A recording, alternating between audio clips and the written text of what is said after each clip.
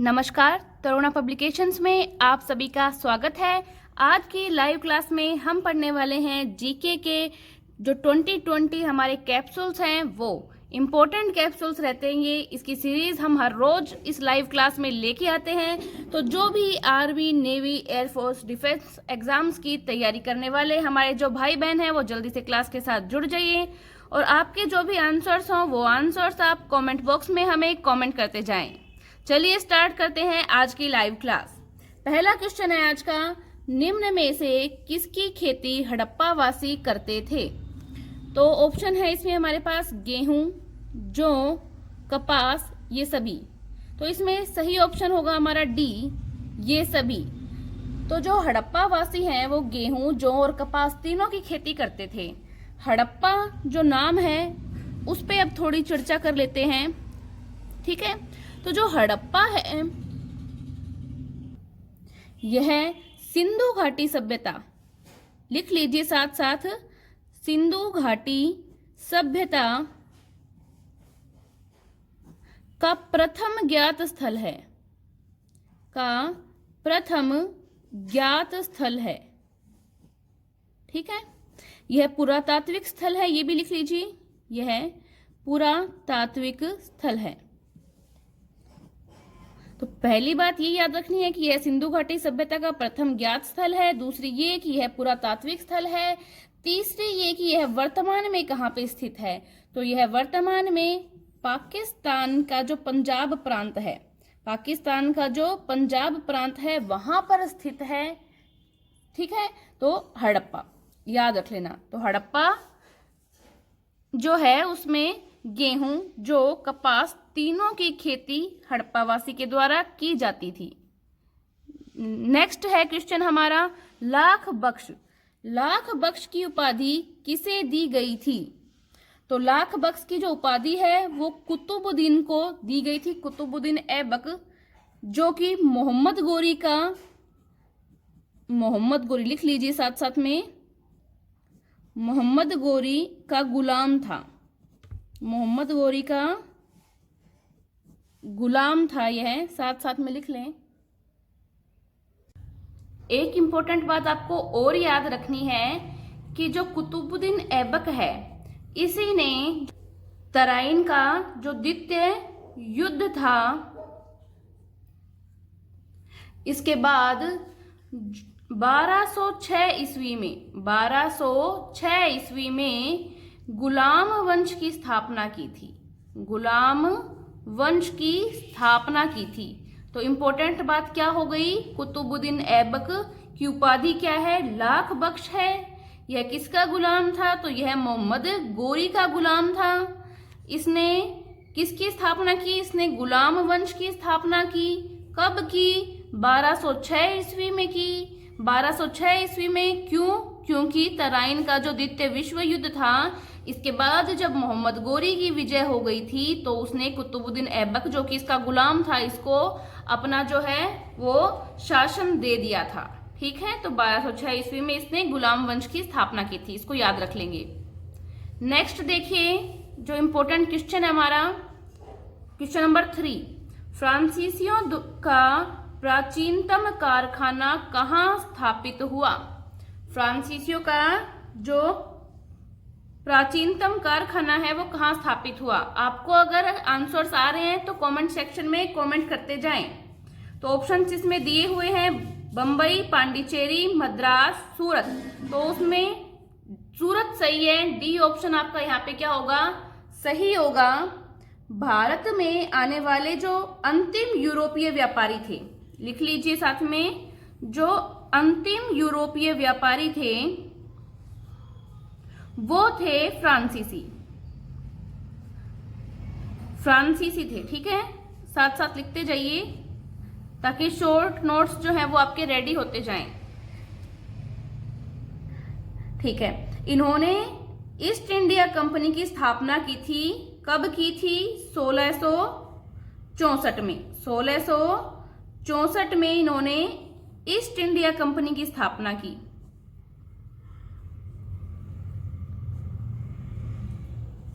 ये फ्रांसीसी east India company थी। कौन सी ईस्ट इंडिया कंपनी थी? फ्रांसीसी ईस्ट इंडिया कंपनी थी यह। और किसके शासनकाल में की थी, ये भी क्वेश्चन आ सकता है। तो जो लुई सोहलवे थे, उनके शासनकाल में इस कंपनी की स्थापना की गई थी। किस उद्देश्य से की गई थी? तो भारत के साथ व्यापार के उद्देश्य से इसकी स्थापना की गई थी। ठीक है, अब बात करते हैं कि जो सूरत के अंदर फैक्ट्री स्थापित की ईस्ट इंडिया कंपनी की, तो वो जो फैक्ट्री है उस फैक्ट्री की स्थापना इन्होंने 1668 ईस्वी में की। कब की? 1668 ईस्वी में की पहली फैक्ट्री इन्होंने सूरत में स्थापित की। बहुत इंपॉर्टेंट क्वेश्चन है, याद रख लेंगे। इसके बाद में फ्रांसीसियों ने सन 1669 ईस्वी में मूसलीपत्तनम में एक और फैक्ट्री की भी स्थापना की थी। लेकिन जो पहली फैक्ट्री है फ्रांसीसी ईस्ट इंडिया कंपनी, उसकी स्थापना 1668 ईस्वी जो है उसमें सूरत में की गई थी। ठीक है, फैक्ट्री की। और ऐसे पूछे ईस्ट इंडिया कंपनी की फ्रांसीसी की स्थापना कब की गई, तो वो 1664 है। तो इसमें कंफ्यूजन नहीं होंगे, आप याद रख लेंगे। ठीक है, नेक्स्ट हम देखते हैं क्वेश्चन नंबर 4। यूरोप में धर्म सुधार आंदोलन की शुरुआत किसके प्रयासों से हुई? ऑप्शंस हैं आपके पास, Karl Marx, Hitler, Martin Luther और मुसोलिनी। तो इसमें सही ऑप्शन आप सभी को पता है, मार्टिन लूथर के प्रयासों से यूरोप में धर्म सुधार आंदोलन की जो है वो शुरुआत की गई थी। देखिए, इसके बारे में थोड़ी चर्चा कर लेते हैं। जो 16वीं शताब्दी है उसके प्रारंभ में समस्त पश्चिमी यूरोप था वो धार्मिक दृष्टि से एक था। सब क्या थे? समान थे। और सभी ईसाई जो धर्म है उसकी पालना करते थे। सभी रोमन कैथोलिक चर्च के सदस्य हुआ करते थे। ठीक है, लेकिन फिर क्या हुआ, जो यहाँ के रोम के पोप थे उनका जो शासन था उस शासन का विरोध किया जाने लगा। क्या किया जाने लगा? विरोध किया जाने लगा। यह जो विरोध था वही यूरोपीय धर्म सुधार जो आंदोलन है इसकी शुरुआत बना। ठीक है, तो ये सभी बातें भी आपको ध्यान में होनी चाहिए। ठीक है, और कोई क्वेश्चन आपका? प्रोटेस्टेंट धर्म पूछ रहे हैं आप लोग। ओके, प्रोटेस्टेंट धर्म होता है वो। ठीक है, इसका उदय इसी जो ये यूरोप धर्म सुधार आंदोलन है इसके बाद में इस धर्म का उदय हुआ। प्रोटेस्टेंट धर्म कहलाया यह। जब जो पाश्चात्य ईसाई थे उनकी जो एकता है वो एकता टूटने लगी, उसके बाद में इस धर्म का उदय हुआ था। और कोई क्वेश्चन? ओके, चलिए आगे चलते हैं नेक्स्ट क्वेश्चन पे। Question number 5। ओणम त्योहार किस राज्य में मनाया जाता है?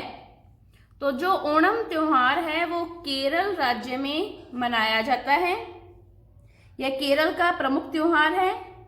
यह जो ओणम का उत्सव होता है वो अगस्त माह के अंतिम में या सितंबर माह के जो शुरुआती दिन है उनमें मनाया जाता है।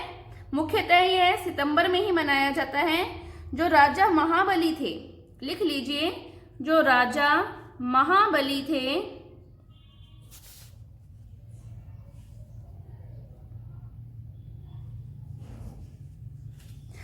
उनके स्वागत में मनाया जाता है। ये उनके स्वागत में मनाया जाता है। क्लियर दिख रहा है ना आप लोगों को? एक बार ओके बोल दीजिए सभी। जो राजा महाबली थे उनके स्वागत में यह प्रति वर्ष मनाया जाता है। यह 10 दिन तक चलता है। यह उत्सव जो है वो 10 दिन तक चलता है। ठीक है, इस वर्ष यह 22 अगस्त से 2 सितंबर तक मनाया जाएगा। ठीक है, और कोई क्वेश्चन आपका? तो राजा महाबली के स्वागत में यह उत्सव मनाया जाता है। कहाँ मनाया जाता है? केरल में। कौन सा त्योहार? ओणम त्योहार। 10 दिन तक चलता है। ठीक है, चलिए नेक्स्ट क्वेश्चन। कोई डाउट है तो पूछ लीजिए। पृथ्वी का सबसे निकटतम तारा कौन सा है?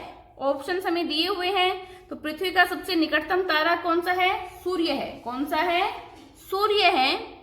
यह सौर मंडल की बात है। और इसके अलावा बाहर देखें तो एक तारा जो जिसका नाम है प्रोक्सिमा सेंटोरी। प्रोक्सिमा सेंटोरी लिख लीजिए साथ में ताकि याद रहे आपको। सौर मंडल के बाहर जो प्रोक्सिमा सेंटोरी है, फिर यह पृथ्वी का निकटतम तारा माना जाएगा। लेकिन जब बात करें सौर मंडल की तो सूर्य जो है वो पृथ्वी का सबसे निकटतम तारा है। ठीक है, इसकी दूरी, अच्छा इसकी दूरी की बात करें तो इसकी दूरी है 4.28 प्रकाश वर्ष। प्रकाश वर्ष ये इसकी दूरी है पृथ्वी से। और कोई क्वेश्चन? चलिए नेक्स्ट क्वेश्चन पे आते हैं। Question number 7। भारत के कुल भूभाग का क्षेत्रफल कितना है? ऑप्शंस आपको दिए हुए हैं। तो जो ए ऑप्शन है वो सही है। भारत का जो भूभाग है उसका क्षेत्रफल 32.8 लाख वर्ग किलोमीटर है। ठीक है, भारत क्षेत्रफल की दृष्टि से विश्व का 7वां सबसे बड़ा राष्ट्र है। ये बात भी आपको याद होनी चाहिए। क्षेत्रफल की दृष्टि से भारत विश्व का 7वां सबसे बड़ा राष्ट्र है और जनसंख्या की दृष्टि से बात करें तो दूसरा सबसे बड़ा राष्ट्र है। ठीक है, भारत। ये भी नोट कर ले साथ में। नेक्स्ट 8वां क्वेश्चन देखिए। पारिस्थितिकी तंत्र का सबसे पहले प्रयोग किसने किया? पारिस्थितिकी तंत्र जो शब्द है इसका सबसे पहले प्रयोग किसने किया? ऑप्शंस आपको दिए हुए हैं। काफी बार ये क्वेश्चन आया हुआ है, इंपॉर्टेंट क्वेश्चन है। तो ऑप्शंस दिए हैं, आंसर आ जाने चाहिए कमेंट बॉक्स में। यस, तो जो ए टांसले हैं इन्होंने सबसे पहले पारिस्थितिकी तंत्र शब्द को समझाया और ये शब्द दिया। थोड़ा सा इसके बारे में देख लेते हैं। पारिस्थितिकी तंत्र जो शब्द है उसका मतलब क्या होता है? देखिए, यह एक प्राकृतिक इकाई होती है जिसमें एक क्षेत्र विशेष के सभी जो जीवधारी हैं, जो पौधे हैं, जानवर हैं, जीवाणु हैं, वो सभी इसके अंदर शामिल होते हैं। ठीक है, ये पर्यावरण के साथ आपस में अंतःक्रिया करके एक संपूर्ण जैविक इकाई बनाते हैं। तो ये इसका क्या है? अर्थ है। आई होप आप समझ गए होंगे सभी। कोई क्वेश्चन है तो आप बता सकते हैं। हाँ, खाद्य जाल की बात कर रहे हैं आप लोग। खाद्य जाल जो है वो इसी पारिस्थितिकी तंत्र का ही हिस्सा है। तो पारिस्थितिकी तंत्र जो है यानी कि जो हमारा परितंत्र है उसके अंदर अनेक जो है वो खाद्य जाल बनते हैं, जो कि इसके अंदर जो जीवधारी हैं, जो विभिन्न जीवधारी हैं, उनके अन्योन्याश्रय जो है यानी कि जो ऊर्जा का प्रवाह है, कैसे ऊर्जा ट्रांसफर हो रही है उसको बताते हैं। ठीक है, और कोई क्वेश्चन? जल्दी क्वेश्चन पुटअप करते जाइए, ज्यादा टाइम मत लगाइए आप लोग।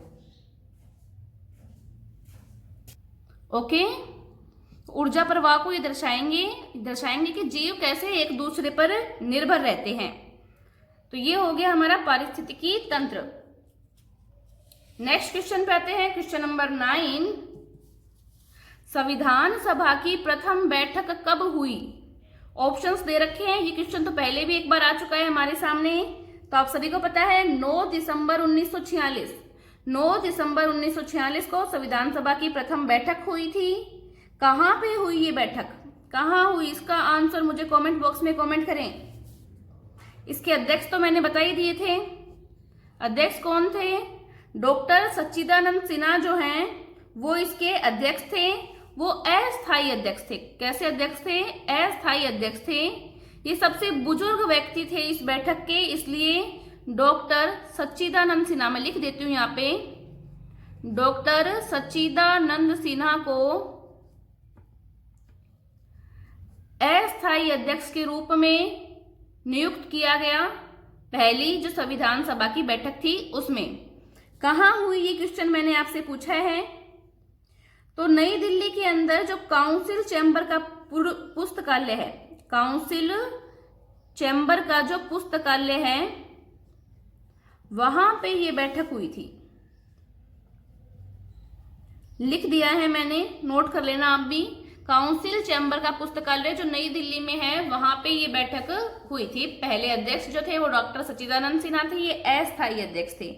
मुस्लिम लीग ने इस बैठक का बहिष्कार किया था क्योंकि प्रारंभ से ही उन्होंने पाकिस्तान के लिए बिल्कुल अलग संविधान की मांग रखी थी, इसलिए। ठीक है, और कोई क्वेश्चन? तो ए ऑप्शन इसमें सही है, 9 दिसंबर 1946। नेक्स्ट क्वेश्चन देखते हैं, क्वेश्चन नंबर 10।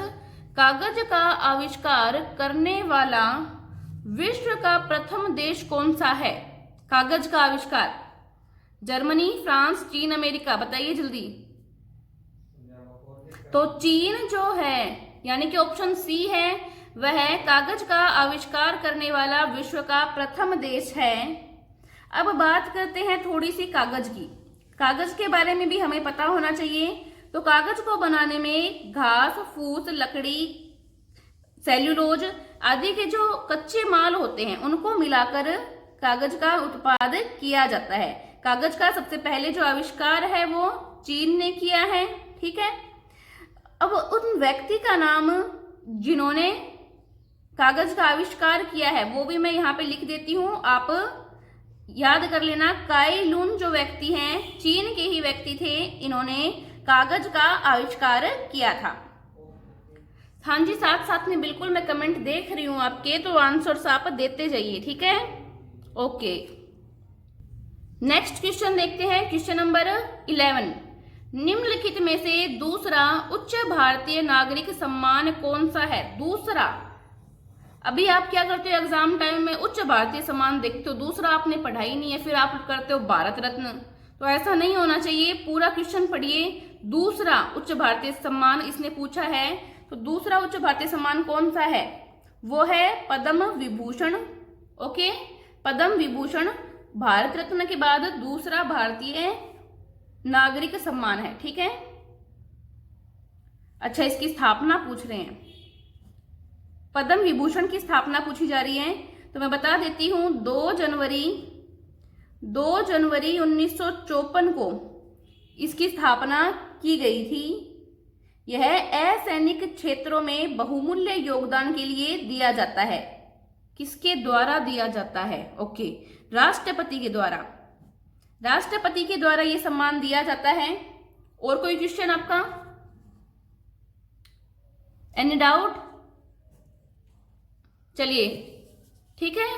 स्थापना कब हुई? 2 जनवरी 1954, राष्ट्रपति के द्वारा दिया जाता है। दूसरा उच्च भारतीय नागरिक सम्मान है पद्म विभूषण। पहला कौन सा है? पहला है भारत रत्न, ये भी राष्ट्रपति के द्वारा दिया जाता है। रिबन, ओके, भारत रत्न जो है वो सफेद रंग के रिबन में पहनाया जाता है। ओके, चलिए नेक्स्ट क्वेश्चन देखते हैं, क्वेश्चन नंबर 12। राष्ट्रमंडल खेल कितने वर्षों के अंतराल पर आयोजित किए जाते हैं? राष्ट्रमंडल खेलों की बात हो रही है, तो जो राष्ट्रमंडल खेल हैं वो 4 वर्ष के अंतराल के बाद आयोजित किए जाते हैं, 4 वर्ष के बाद। अब बात करते हैं पहली बार इनका आयोजन कहाँ हुआ। तो पहली बार इनका आयोजन कब हुआ? 1930 में हुआ था। कब हुआ था? 1930 में हुआ था। उसके बाद में हर 4 साल पे इनका आयोजन किया जाता आ रहा है। ठीक है, चलिए नेक्स्ट क्वेश्चन देखते हैं हम, क्वेश्चन नंबर 13। क्वेश्चन नंबर 13, प्रारूप समिति के अध्यक्ष, प्रारूप समिति के अध्यक्ष कौन थे? ऑप्शंस हमारे पास हैं, हम सभी को पता है, तो इतनी एग्जाम्स में आया हुआ है, ये क्वेश्चन पता ही होना चाहिए। तो जो भीमराव अंबेडकर हैं, भीमराव अंबेडकर जो हैं वो प्रारूप समिति के अध्यक्ष थे। अब बात करते हैं थोड़ी प्रारूप समिति की कि इसका गठन क्यों किया गया। देखिए, जो संविधान है उसको तैयार करने के लिए, उसका जो पूर्ण लेखा जोखा जिसको बोल सकते हो आप, जो संविधान का मसौदा है उसको तैयार करने के लिए जो प्रारूप समिति है इसका गठन किया गया था, और इसके अध्यक्ष थे भीमराव अंबेडकर। ठीक है, फिर जो इसका ड्राफ्ट तैयार किया, इस समिति ने इसका ड्राफ्ट तैयार किया, उसमें 2 साल से ज्यादा का इनको समय लगा था। तो जो 26 नवंबर दिनांक है, दिनांक नोट कीजिए, कई बार एग्जाम में आ गई है, 26 नवंबर 1949, दिनांक नोट कर लीजिए, 26 नवंबर 1949 को इन्होंने जो ड्राफ्ट है संविधान का वो इन्होंने पेश किया था। ठीक है, ओके। Any question? चलिए नेक्स्ट क्वेश्चन पे आते हैं। क्वेश्चन नंबर 14, अर्थव्यवस्था में द्वितीयक क्षेत्र के अंतर्गत शामिल किए जाते हैं। द्वितीयक क्षेत्र पूछा है इसने। ऑप्शंस देखिए, बिजली, गैस, लौह इस्पात, ये सभी। तो हमें पता है बिजली, गैस, लौह इस्पात ये सभी शामिल किए जाते हैं, तो ऑप्शन नंबर डी सही है। देखिए इसमें द्वितीयक क्षेत्र दिया गया था, आपको प्राथमिक क्षेत्र और तृतीयक क्षेत्र के बारे में भी पता होना चाहिए, तो वो भी देख लीजिए थोड़ा। तो जो अर्थव्यवस्था है उसका आर्थिक गतिविधि या आर्थिक क्रियाकलाप के अनुसार वर्गीकरण जो किया जाता है वो 3 क्षेत्रों में किया जाता है, प्राथमिक क्षेत्र, द्वितीयक क्षेत्र और तृतीयक क्षेत्र। प्राथमिक क्षेत्र जो है उसमें क्या है कि ये प्रत्यक्षतः पर्यावरण पर निर्भर होती है। प्राथमिक क्षेत्र में जो पर्यावरण है उस पर प्रत्यक्षतः यह निर्भर करता है। द्वितीयक क्षेत्र में ये प्राकृतिक संसाधनों का स्वरूप बदलकर उनको मूल्यवान बना देता है। ठीक है। तृतीयक क्षेत्र की बात करें तो ये क्षेत्र सेवा संबंधी गतिविधियों से जुड़ा हुआ है। इस क्षेत्र में मानव श्रम की भूमिका अहम होती है। इसको सेवा उद्योग क्षेत्र भी कहा जाता है। ठीक है। अब बात करते हैं एग्जाम्पल्स की। तो प्राथमिक क्षेत्र में एग्जाम्पल्स कौन से हो गए जो पर्यावरण से जुड़े हों? कृषि, पशुपालन, मत्स्य पालन, वन, उत्पाद, खनन आदि। द्वितीयक क्षेत्र की बात करें तो इसको फिर 3 पॉइंट में हम समझ सकते हैं। विनिर्माण उद्योग जो है वो लघु कुटीर उद्योग है, खनिज उद्योग है, मतलब जो प्राकृतिक संसाधन थे उनके स्वरूप को बदलकर ही मूल्यवान बना दिया गया है, तो इसमें ये तीनों आ जाएंगे। इसके बाद तृतीयक क्षेत्र की बात करते हैं तो इसमें परिवहन, संचार, व्यापार। ठीक है, परिवहन, संचार, व्यापार ये तृतीयक क्षेत्र में आ जाएगा। तो आई होप आपको अर्थव्यवस्था का जो आर्थिक गतिविधि के आधार पर वर्गीकरण था वो समझ में आ गया होगा। अब क्वेश्चन नंबर 15 पे आते हैं हम। सौर मंडल में ग्रहों की संख्या है, ये तो आप सभी को पता है, इतना आसान क्वेश्चन है। सौर मंडल में ग्रहों की संख्या 8 है। पहले 9 थी क्योंकि उसमें प्लूटो ग्रह शामिल था, लेकिन अब प्लूटो ग्रह को हटा दिया गया है, तो अब वर्तमान में जो ग्रह हैं उनकी संख्या है 8 सौर मंडल में। ठीक है, बात कर लेते हैं सौर मंडल की। तो सूर्य के चारों ओर परिक्रमा करने वाले जो खगोल पिंड हैं जिनको हम ग्रह कहते हैं, और इसके अलावा जो अन्य खगोलीय पिंड हैं ये मिलकर जिस स्वरूप का निर्माण करते हैं उस स्वरूप को हम क्या कहते हैं? सौर मंडल कहते हैं। इसमें ग्रह सूर्य आदि शामिल होते हैं। ठीक है, कौन कौन से ग्रह हैं इसकी बात कर लेते हैं। तो इसमें मैं यहां लिख दूं, क्या लिख देती हूं? बुध, शुक्र, पृथ्वी, मंगल, बृहस्पति, शनि, यूरेनस, नेपच्यून। ठीक है, ये 8 ग्रह शामिल हैं। बोने ग्रह के बारे में बच्चे पूछ रहे हैं। बोने ग्रह, ओके, ये भी मैं बता देती हूँ बोने ग्रह क्या होते हैं। तो इसमें 3 ग्रह मुख्य हैं जो बोने ग्रह की कैटेगरी में आते हैं। हाँ, मैं एग्जांपल दे रही हूँ, देख लीजिए, लिख रही हूँ मैं यहाँ पे। सीरीज, प्लूटो जो पहले ग्रह था उसको अब बोने ग्रह में शामिल कर लिया है, और एरिस, ये बोने ग्रह हैं। ठीक है, ये एग्जांपल हो गए। और कोई क्वेश्चन? चलिए ठीक है, नेक्स्ट क्वेश्चन पे चलते हैं। तो इसमें संख्या इसकी क्या हो गई? 8 हो गई। क्वेश्चन नंबर 16 है, भारत आने वाला पहला पुर्तगाली व्यापारी कौन था? पुर्तगाली व्यापारी कौन था ये तो हम पहले भी पढ़ चुके हैं क्वेश्चन, तो पता होना चाहिए आपको। Vasco D gamma. क्वेश्चन जो ऑप्शन है हमारा बी सही है। वास्को डी गामा भारत में आने वाला पहला पुर्तगाली व्यापारी था। ठीक है, अच्छा, किस रास्ते? समुद्री मार्ग के रास्ते, समुद्री मार्ग कट करती हूँ, दोबारा लिखती हूँ इसको। समुद्री मार्ग के रास्ते भारत आया था। ठीक है, समुद्री मार्ग के रास्ते भारत आया था। कब आया? ओके, मैं डेट लिख देती हूँ, 17 मई 1498। 17 मई 1498 को यह भारत आया था। भारत का जो पश्चिमी तट है वहां पे जो बंदरगाह है कालीकट, बंदरगाह है कालीकट, वहां पे पहुंचा था। पहली बार 17 मई 1498 को कालीकट का जो बंदरगाह है भारत के पश्चिमी तट पर, वहां पे यह पहुंचा था। और कोई क्वेश्चन? बता दिया है मैंने, समुद्री मार्ग के रास्ते यह भारत आया था। 17 मई 1498 को कालीकट बंदरगाह पर पहुंचा था। और कोई क्वेश्चन? स्वागत, ओके। वैसे आर्मी में इतना ज्यादा डीप क्वेश्चन नहीं आता है, फिर भी मैं बता देती हूँ। इसका जो स्वागत है वो वहां के जो तत्कालीन शासक थे, वहां के तत्कालीन जो शासक थे जिनका नाम था जमोरिन। क्या नाम था?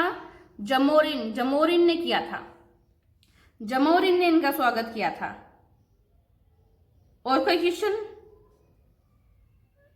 चलिए नेक्स्ट क्वेश्चन देखते हैं। तो क्वेश्चन नंबर 17, भारतीय राष्ट्रीय ध्वज में तिल्लियों की कुल संख्या कितनी है? तिल्लियों की कुल संख्या 36, 26, 28, 24। बताइए जल्दी। 24 है। ऑप्शन नंबर डी सही है, 24 है। भारत का जो राष्ट्रीय ध्वज है उसमें तिल्लियों की संख्या। भारत के राष्ट्रीय ध्वज को हम तिरंगा कहते हैं, आप सभी को पता है। क्या कहते हैं? तिरंगा कहते हैं। इसमें 3 रंग है, केसरिया, सफेद और हरा रंग। ये एकता, शांति और समृद्धि के प्रतीक हैं। ठीक है। और कोई क्वेश्चन? चक्र, हाँ जी, ये बीच में गहरे नीले रंग का चक्र होता है, गहरे नीले रंग का चक्र होता है। और कोई क्वेश्चन? ध्वज की लंबाई और चौड़ाई का अनुपात, लंबाई और चौड़ाई का अनुपात 3:2 है। 3:2 है लंबाई और चौड़ाई का अनुपात। ठीक है, ओके।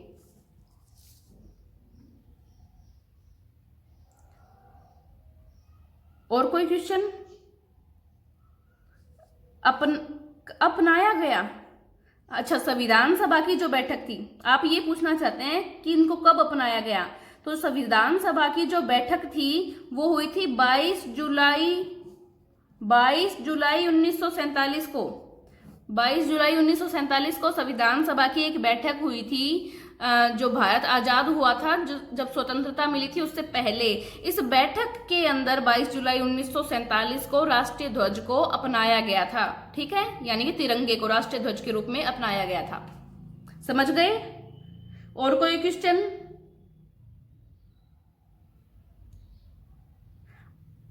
अच्छा, इसका जो स्वरूप है या जो इसकी अभिकल्पना है, क्वेश्चन ऐसे पूछा जाता है कि इस जो तिरंगा है इसकी अभिकल्पना किसने दी थी? तो वो अभिकल्पना दी थी पिंगली वेंकैया ने। नाम मैं लिख देती हूँ यहाँ पे, आप नोट कर लेना। पिंगली वेंकैया ने जो है इसकी अभिकल्पना दी थी। ठीक है, और कोई डाउट? चलिए तो नेक्स्ट क्वेश्चन देखते हैं। अब क्वेश्चन नंबर 18, विवादास्पद किताब सैटेनिक वर्सेज के लेखक हैं, कौन है? तो ऑप्शन नंबर ए, ये किताब काफी चर्चा में रही थी, आपको पता होना चाहिए। सलमान रुश्दी जो हैं इस पुस्तक के लेखक हैं। अभी तक आप लोग पिछले क्वेश्चन में अटके हो, सारे क्वेश्चन मैंने इसमें बता दिए थे आप लोगों के। लंबाई चौड़ाई का अनुपात 3:2 था। 22 जुलाई 1947 को इसके स्वरूप को अपनाया गया था। पिंगली वेंकैया ने जो इसकी अभिकल्पना दी थी। अभी भी कोई डाउट रह गया क्या? नो? ओके बोल दीजिए एक बार, सभी लोग ओके बोल दीजिए। यहां तक क्लियर है तो ओके बोल दो एक बार। चलिए, हाँ, नेक्स्ट क्वेश्चन मैंने बता दिया था, सलमान रुश्दी की किताब थी सैटेनिक वर्सेस। ठीक है, विवादास्पद किताब रही थी। नेक्स्ट क्वेश्चन देखते हैं, क्वेश्चन नंबर 19, संगीत नाटक अकादमी जो है उसकी स्थापना किस वर्ष में की गई? तो ये 1953 में की गई थी। निम्न में टैंक भेदी प्रक्षेपास्त्र कौन सा है? तो यह है तृतीय पीढ़ी का प्रक्षेपास्त्र, जो भारत का स्वनिर्मित प्रक्षेपास्त्र है, नाग। नाग इसका सही आंसर होगा। ओके, तो ये 20 क्वेश्चन किए हमने कहने को तो, लेकिन 20 क्वेश्चन में मैंने हर क्वेश्चन में आपको 5 क्वेश्चन और ऐड करवाए हैं, जो इससे रिलेटेड इंपॉर्टेंट बातें थी वो और बताई हैं। तो लगभग इस एक वीडियो में हमने 80 से 100 तक क्वेश्चन कंप्लीट कर लिए हैं। ये सारे क्वेश्चन आपके एग्जाम की दृष्टि से बहुत इंपॉर्टेंट है, ठीक है।